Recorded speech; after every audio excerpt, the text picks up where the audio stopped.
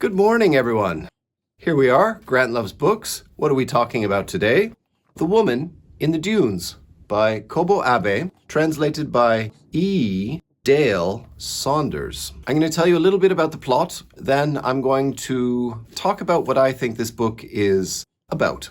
240 pages with pictures, very easy to read, very quick book to read, and fun. One of those fun books that I wish I had read when I was much younger.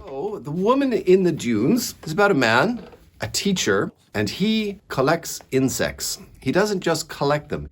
He wants to discover a new species so that he will be able to name the species of insect and he will give it his own name, and that way his name will live forever in posterity. That is his goal or mission with his life, to discover an unknown beetle or flea.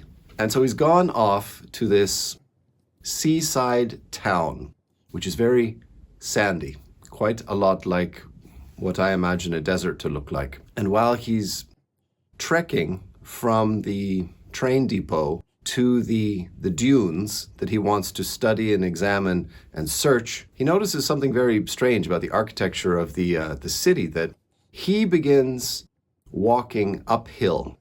But he sees that the houses on the side of the street are not heightening. They're not getting any taller. What's happening is that he is surmounting a dune, and the houses on the side of the road are becoming buried in this infinite sand dunes. But he doesn't take much notice. He thinks, oh, that's peculiar, the way that people live around here.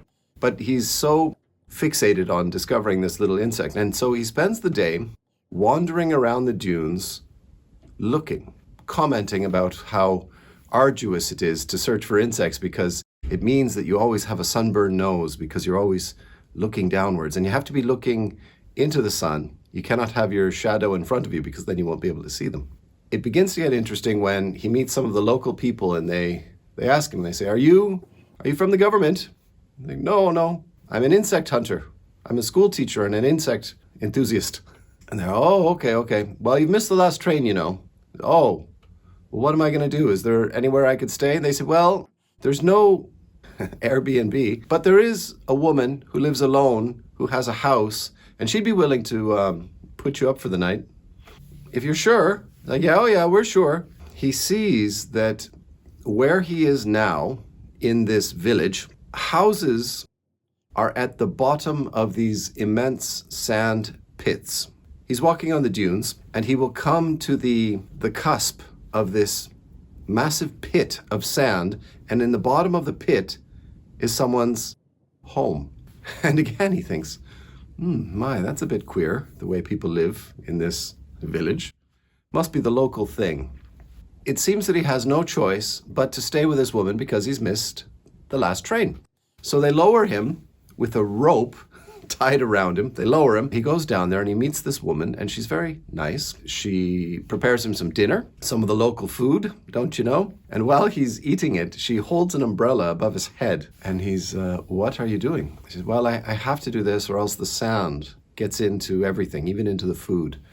Yeah, but surely it's not in the air like some kind of a fog. But then he realizes at the end of his meal, when she removes the umbrella, that there is sand. I think he says that he could write his initials in the sand on the top of the umbrella. This sand is constant inevitability of the sand getting into everything. It gets into the home. The home constantly needs to be repaired. But first and foremost, the sand daily has to be removed. He has dinner with this woman, and she says, okay, now it's time for me to remove the sand.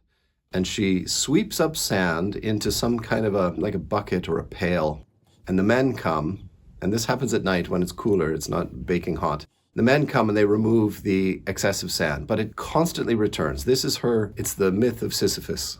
Daily, she removes the sand, they take it away, and if she wants anything, for example, water, groceries, or a newspaper, she has to ask the men, and the men will give it to her. This is how the community works. Everybody removes the sand. After dinner, when she is explaining the situation to him, she drops a line about how perhaps you can help me tomorrow night with the sand. And he says to her, he says, well, I won't be here tomorrow night. I'm only staying for this night, and tomorrow I'm going to go home. And she sort of says, oh, well, we'll see, won't we? As readers, we instantly catch the meaning there. He doesn't get it right away, though. The next day, he's trapped. He cannot escape from the bottom of the sand pit. The men will not remove him from the sand pit, not threateningly, not angrily, sort of with the utmost morbid resignation to someone's fate. This woman that he's staying with, she's so passive, as though she is completely reconciled to the fact that her entire life is going to be this incessant sand removal existence. But now he's here, he can help her. Of course, he doesn't want to. He wants to leave. He wants to go home. I don't want to be stuck at the bottom of a sand pit for the rest of my existence. And if you're one of those people who's sensitive about spoilers, perhaps you should stop watching the video right now and read this wonderful book by Kobo Abe. The book is too short, and I can't really get my teeth into it unless I start to talk more about what happens next. So thanks for watching, you spoiler-sensitive people. He refuses to help clean the sand away. This is not my life. I want to leave here. And she lets him know that nobody leaves. It would be an affront to the village if anyone were to leave and to allow their homes to get just sucked under the sand. That wouldn't be any kind of a community if people just left and the village disappeared. We have to stay here and clear the sand. That is our whole existence. So he refuses. Eventually, he takes the woman hostage. He ties her up so she's unable to remove the sand. And he says, now they're going to have to let me out. She doesn't complain. She doesn't yell. She doesn't fight back. The men come. He says, I'm not removing any sand. The men go away. He says, I've tied up the woman. I'll let her go as soon as you let me go, but you have to let me go now. They don't. The next day comes. He's dying of thirst. They both are. There's no water. The woman tells him, they will not bring any water until we remove our sand. So he's stubborn, and he says, well, we'll see about that. So quickly, he's dying of thirst. It's unbearable. So he has to let the woman go and clear away the sand. But quite a lot of the book scheming how he will be able to escape. He just can't tolerate it. So this character, he's a school teacher, and he has some very strong opinions about what it means to be a school teacher from early on in the book. Let me read it to you. This is our main character thinking about his occupation. Rarely will you meet anyone so jealous as a teacher. Year after year, students tumble along like the waters of a river. They flow away, and only the teacher is left behind. Like some deeply buried rock at the bottom of a current, although he may tell others of his hopes, he doesn't dream of them himself. He thinks of himself as worthless and either falls into masochistic loneliness or, failing that, ultimately becomes suspicious and longs so much for freedom and action that he can only hate people. Here's what I feel the book is about. I don't see this as a very complex philosophical novel. I see it as quite a fun existential reflection on the nature of work, earning money, earning a living, as we call it. That's all this book is. His role in life simply becomes clearing away the sand with this woman that he's been trapped with of his own free will. Their entire existence is the removal of sand in exchange for water and food, which keeps them alive. Is that not just what most people on Earth are doing day in and day out? We do this activity which earns us our daily bread, as some folks like to call it. The work might be quite, well, choose your adjective there. About to say meaningless, but why should it be meaningless? I mean, if someone is a school teacher, that's not a meaningless occupation. However, as he says in his reflections, it just goes on and on and on. The students come in, I teach them for however many years, they graduate, and the next batch of kids are there. Even if I were not to do this job, if I became old enough to retire or just die, there'd be a line of people standing behind me waiting to take my job. And the school would never pause, even for an instant, and the whole business of education would just continue rolling along. So would just about any other job on Earth. So few people. Is there anyone who is not immediately replaceable? Eventually, one day, the world will move on, and there will be a whole new host of younger, more energetic, more talented people to come and fill their roles. We're all so replaceable. You could even, the president, the prime minister of your country, sure, they're important, but one of the other candidates would have done the same job if they had have got elected. And who knows what decisions they might have made. Not to say that one is better or worse, but just that every single human being, they do a job and then they are replaced. The work of the world just keeps on going. How's that for some happy philosophy? See, the thing with existentialism, morbid dread of human existence and the brevity of life, it's meant to give us freedom, the freedom to appreciate life and the freedom to look at ourselves in the mirror and to acknowledge the fact that our lives are so short and transient, and to try to find joy in our meager lives. Don't squander it. Don't take it for granted. Appreciate it. A lot of people, they get hung up on the whole bleakness and the blackness of existentialism, but there's that last step that a lot of people forget to take at the end, that yes, you do look at the dour, harrowing nature of this world of tears and misery. Once you look at that, you turn back and you look at yourself once again and you say, well, I have this day to cherish and to enjoy, even if it means going to work, to try to appreciate the existence of that life. And there is a scene at the end of the book where this man has been suffering. He can't give up the idea that this is a mistake and he needs to escape. But one day he decides that he wants to catch a bird, a raven. And so he builds a little trap, but the trap doesn't work very well and he doesn't catch any birds. But he discovers after quite a long time of his little trap being stuck in the sand that it is magically filled up with water. And he has discovered a new system for getting water out of this hopelessly losing battle against the sand. The sand will never stop, but the people in the homes will eventually die to be replaced by other people to do the same job. But he's discovered something. He's found something and he's very proud of himself and he can't wait to tell people about it. That's the real existentialism, is to discover those moments of pleasure and happiness, even though you might be quite mentally depressed, overwhelmed with the sense of mundanity. Mundanity. Repetitive nature of life and existence that, it gets you down.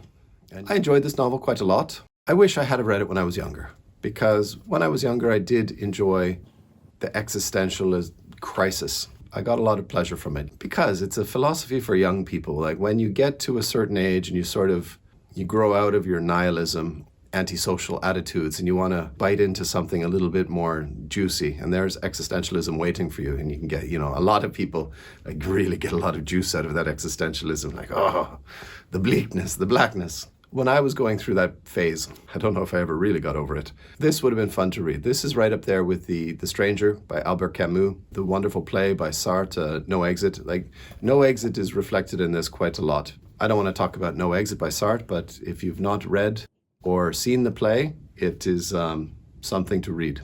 We have two people in a home, like man and wife. The job never ceases. They have to get on with it. They have to do it as best they can. Eventually, the woman tells him that, now that there's two of us, I'll be able to do more work. And she begins to get this hobby of stringing beads. And she can make these necklaces to sell.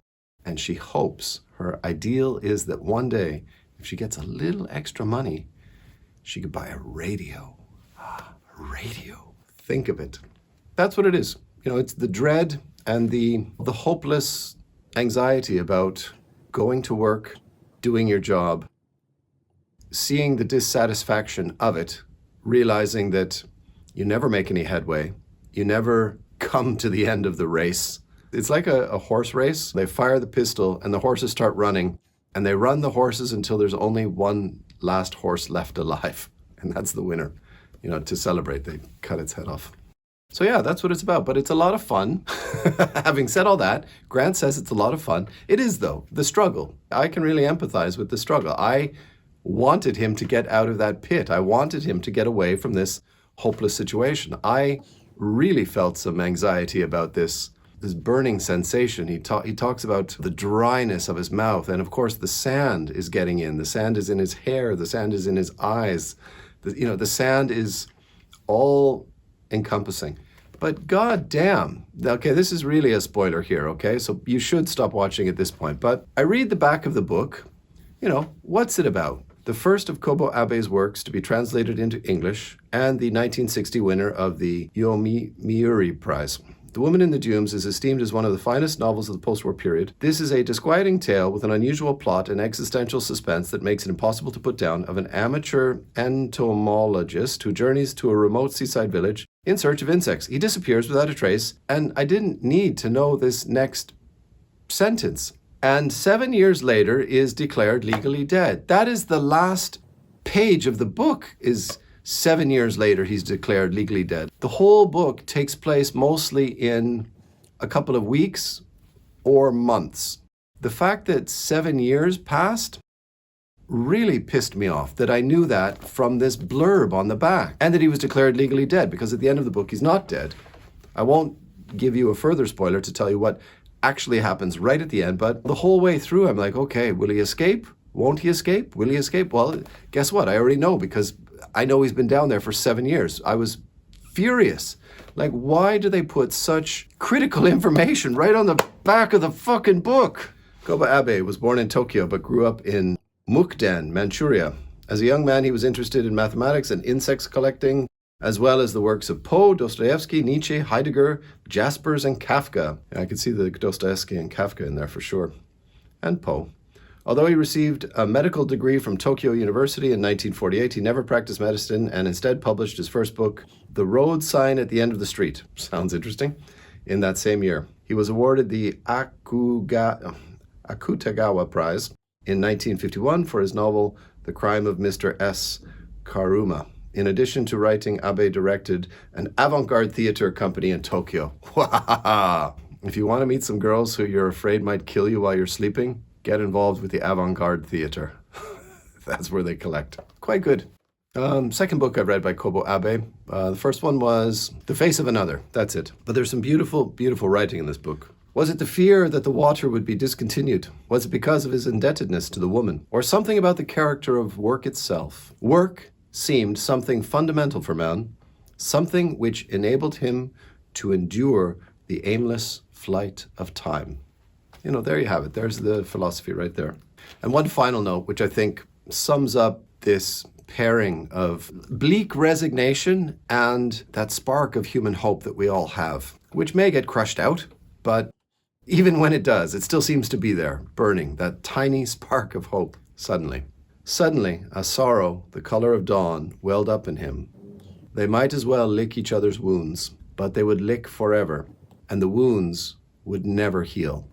And, in the end, their tongues would be worn away. It's going to be one of those books.